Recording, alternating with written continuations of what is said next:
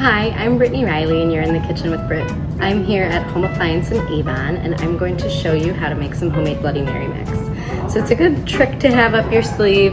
I'm definitely a Bloody Mary gal, and in the mornings after a long night or even just like a fun brunch beverage, it's so much more flavorful to make your own, and it's also nice because sometimes there's elements that you don't like as much as other parts, so you can be able to kind of modify it to fit your taste buds. So we have just some V8 juice here. You can start with plain tomato juice, or even like some of the spicier mixes of tomato juice if you like that. I like just plain V8.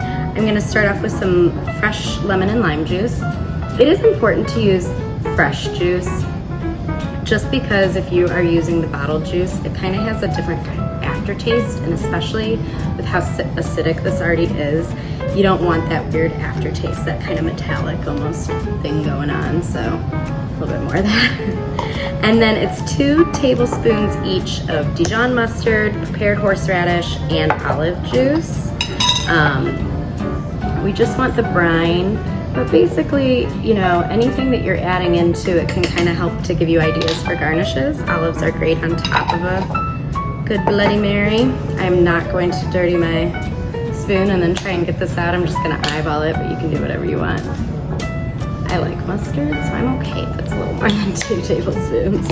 And this is just a 64-ounce bottle of juice that I'm starting with. So anything can be cut in half if you're making it smaller.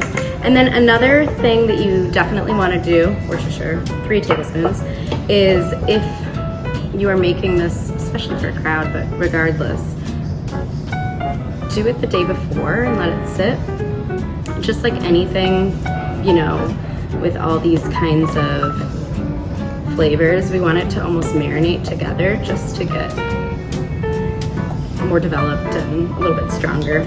We're gonna add some hot sauce, right about a tablespoon, a little more or less depending on your spice preference. Also with your spice preference, you're gonna watch out for these 2. The mustard and the horseradish both impart a decent amount of spice. A little black pepper, even if you're not trying to get super spicy, it's a good flavor to have in there. And then I usually go pretty light on the salt, at least at first. I'm gonna let this sit overnight and then taste it in the morning. If I wanna add more salt, I can always add a little more.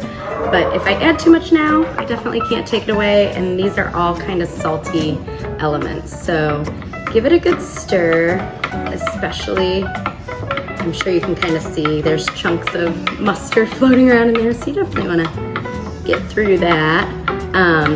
There's other things you could add if you're into it. You can add some fish sauce and different things like that to add some umami flavor, but you can also just have fun with your garnishes as far as that's concerned. You can throw a piece of bacon in, or some shrimp on the top, some fresh tomatoes. I always love fresh celery because it kind of helps to cut all of the flavor. Once I get halfway through especially, I'm like, yeah, I could go for a snack.